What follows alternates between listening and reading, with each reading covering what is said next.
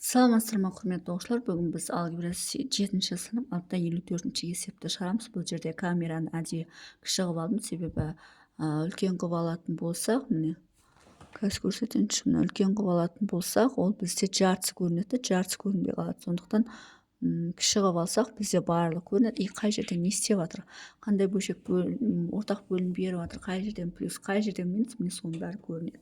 Сондықтан бізде осы форматта түсірген ыңғайлы деп ойлаймын. Енді бізде 6х минус 4, 6х плюс 4 және мынау берілген бізде 6 мен 4-тен бізден 2-ні жақшаның сыртына шығарсақ, мынау 3х минус 2y болады. Мына жерден 2-ні жақшаның сыртына шығарсақ, 3х плюс 2y болады. Мына жерде екеуінің орнына минусты шығарып жіберейік. Минус 9х квадрат минус 4y квадрат. Яғни мына екеуіне минус шығарып жіберсек, міне осылай болады. Енді осыны екі жақшаға жіктеуге болады.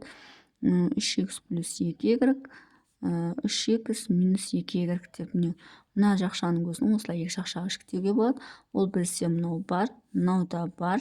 Және мына минус, енді мына шығарған минусты, мына жерге көбейтіп жіберсек, мынау бізде плюс болып кетеді. Енді жазайық. Тең 1 бөлінген 2 3х минус 2y деп алдық. Өйткені 2-ні жақшаның сыртына шығарып жібердік. Минус 1 бөлінген 2 3х плюс 2y деп аламыз. Енді мына минуспен плюс болып кетті. 3х бөлінген. Енді мына жерде мынаның орнына 3х плюс 2y 3х азайту 2y деп осылай жазсақ болады.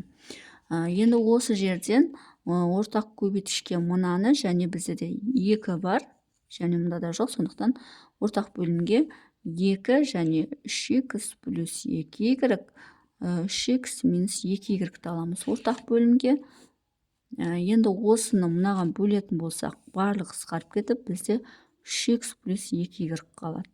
Мына жерде керісінше 3х минус 2y қалады, мына жерде 2 түседі.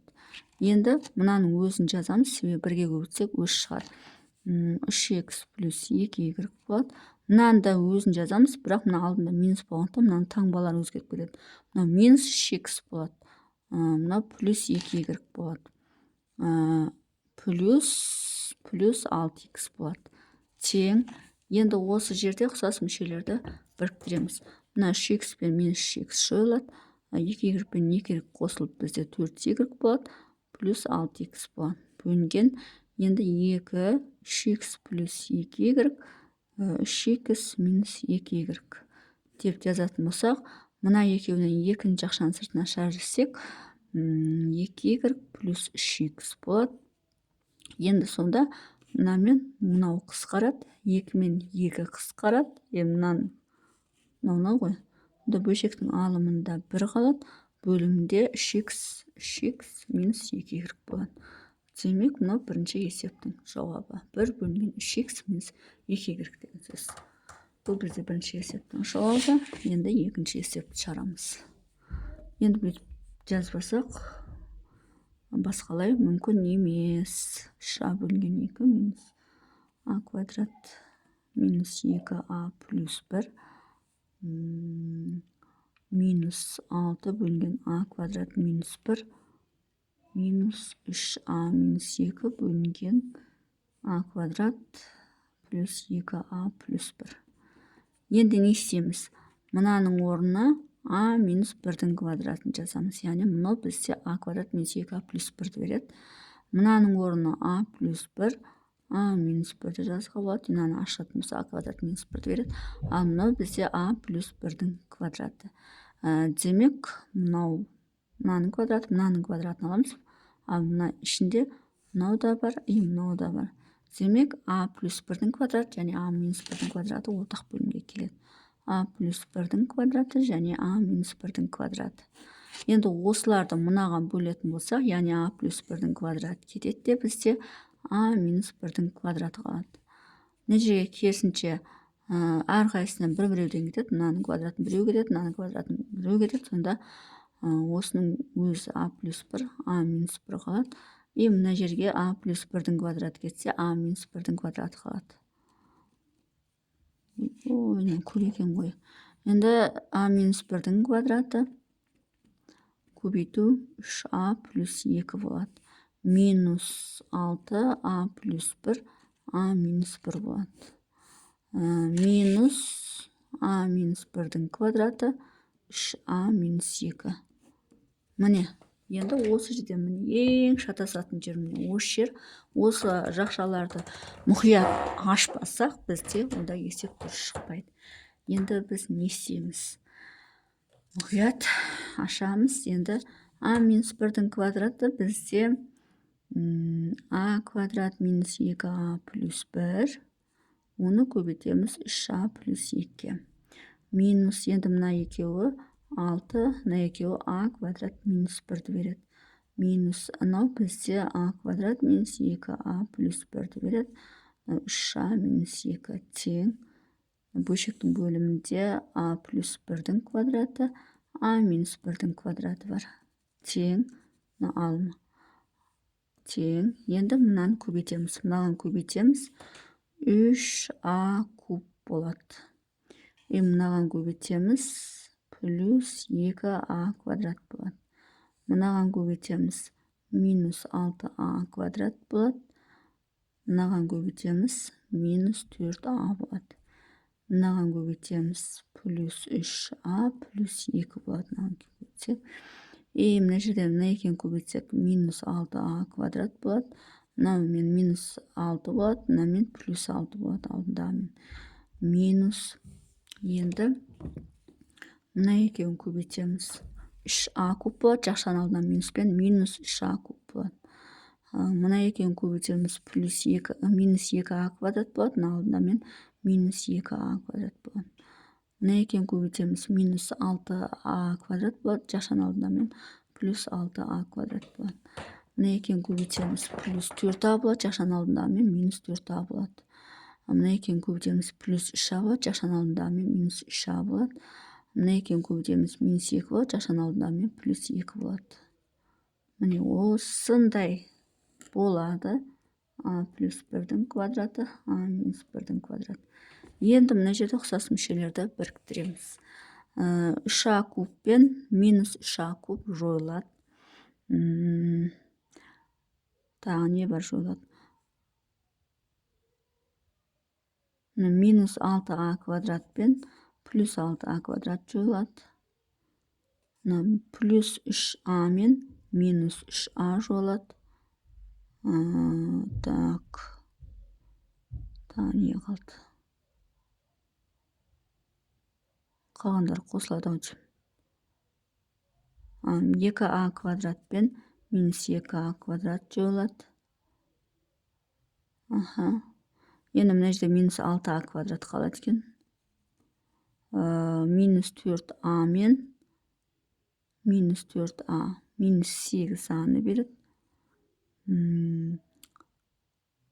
Плюс 2 плюс 2 и плюс 6 плюс 10-ді береді.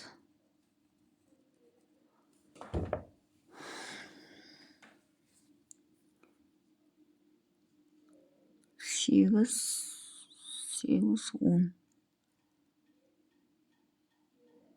Міне осыған келеді. Сонда мынандай болады екен. Минус 6а квадрат минус 8а плюс 10 бөлінген бөлшектің бөлімінде а плюс 1-дің квадраты, а минус 1-дің квадраты. Міне осындай жауапты аламыз. Бұл бізде екінші есептің жауабы. Міне мен барынша осылай шығардым. Енді қателіктер болса, өздерің көресіңдер. Барынша қате жібермеуге тырыстым. Так, мына жерден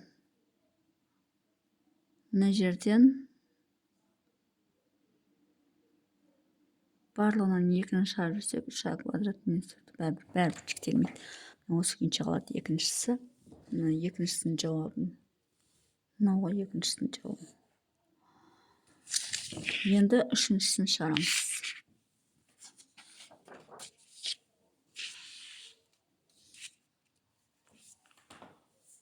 Енді бұны бөліп жазамыз ба? Жарайды болыпты. Үшіншісін шығарайық. Үшіншісі бізде 3 бөлінген x квадрат плюс 2xy плюс y квадрат минус 4 бөлінген x квадрат минус 2xy плюс y квадрат минус 5 плюс 5 бөлінген x квадрат минус y квадрат. Енді бұны да тура жаңағыдай не істейміз? Барлығын бірінші келтіріп аламыз, формуланы ашамыз. Формула қандай формула келеді, соны жазамыз. Сол кезде бізде ортақ бөлімге ыңғайлы болады. Енді x квадрат плюс 2x плюс y квадрат, мынау бізде x плюс y-тің квадрат деген сөз. Ал мынау бізде x минус y-тің квадрат деген сөз.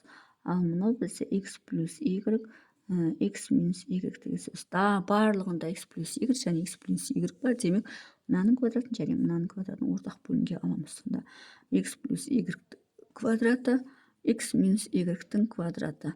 Ортақ бөлімге осы екеуі болады. Енді осыны мынаған бөлетін болсақ, x минус y-тің квадраты қалады. Ал мынаған бөлетін болсақ, керісінше x плюс y-тің квадраты болады. Ал мынаған бөлсек, x плюс y-тің квадратын біреу қалады, мынадан біреу қалады. Сонда x плюс y, x минус y болады. Енді мынаны не істейміз? 3, енді мынаны ашамыз, яғни ол x квадрат минус 2xy плюс y квадрат деген сөз.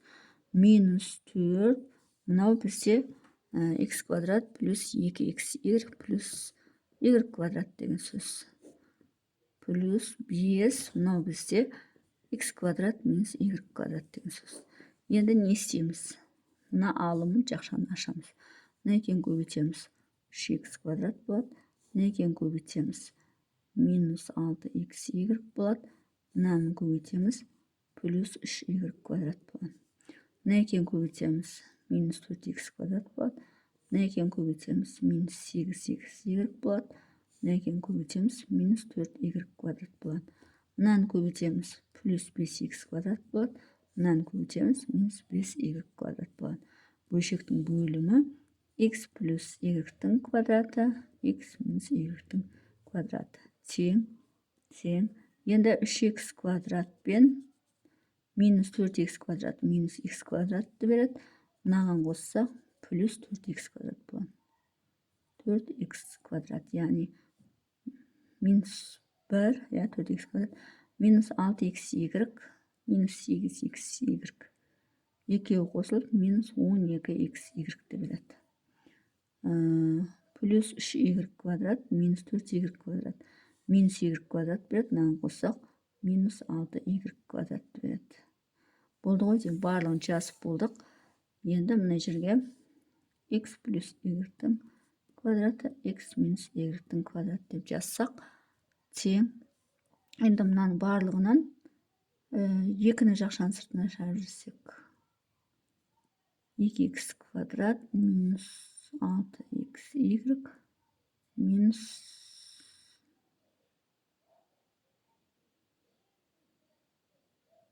3y квадрат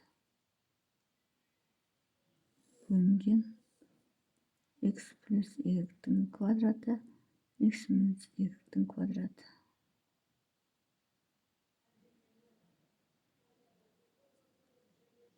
Так, екінші әрбірсе 2x квадрат минус 6xy минус 3y квадрат. Міне осылай қалады. Енді мына алымын ұқсас мүшелермен біріктіріп, қысқартатындай жағдайлар болатын болса, оны көре жатарсың. Менің барынша алып келген алымым осындай болды. Яғни бұл бізде 3-ші есептің жауабы. Енді 4-ші есепті шығарамыз. 4-ші есеп 1 бөлінген а минус ба минус 3а ба бөлінген а куб минус ба куб минус ба минус а бөлінген а квадрат плюс а ба плюс ба квадрат. Енді мынаның өзін жіктесек, а минус ба а квадрат плюс а ба плюс ба квадрат деген сөз. Демек, мынау да бар, ортақ бөлімге осының өзін ала саламыз. Демек, а минус ба а квадрат плюс а ба плюс ба квадрат деген сөз. Енді мынаған бөлетін болсақ, а квадрат плюс а ба плюс ба квадрат қалады. мынаған бөлсек 1 болады, мынаған бөлсек а минус б болады. Енді не істейміз? Мынаның өзін жазамыз. А квадрат плюс аб плюс б квадрат минус 3аб минус минус а минус б минус а тең. Енді мынау а квадрат болады, мына мен мынау қосылып минус 2аб болады плюс б квадрат минус, енді ашайық. аб шашқан алдына мен минус аб ашайық. Минус а квадрат шашқан алдына мен плюс а квадрат минус б квадрат шашқан алдына мен плюс б квадрат мынау екеуі плюс аб шашқан алдына мен минус аб бөлінген а куб минус б куб деп қоя салшы. Мынау нәрсе осы формуланы береді. Тең. Енді мына ұқсас мүшелерді біріктіреміз. А квадрат пен а квадрат қосылып 2а квадратты береді. Минус 2аб минус 3аб минус 4абны береді. б квадрат пен б квадрат плюс 2б квадрат бөлінген а минус б а квадрат плюс аб плюс б квадрат тең. Мына екеуі бір нәрсе. Енді осы жерде 2-ні жақшаның сыртына шығарып жүрсек, а квадрат минус 2аб плюс б квадрат болады. Бөлінген а куб минус б куб деп жазсақ, мына екеуі бір нәрсе. Тең. Жазуға ерінгеннен кейін жазып отырмын. Енді мына жерден 2, енді мына бізде 2 өрнектің айырмасының квадратын береді, яғни а минус б-ның квадратын береді. Енді ашып жазсақ болады. Мынандай. Демек а минус б а квадрат плюс аб плюс б квадрат тең. Мына мен мынаның квадратымен алу кетеді. Сонда 2а минус б бөлінген а квадрат плюс аб плюс б квадрат. Яғни бізде төртінші есептің жауабы осындай әдемі болып шықты. Сонымен есептің шығар жолы осындай. Егер есептің шығар жолы түсінікті болса, лайк басып, комментарий жазып, каналыма тіркеліп кетсеңіздер болады.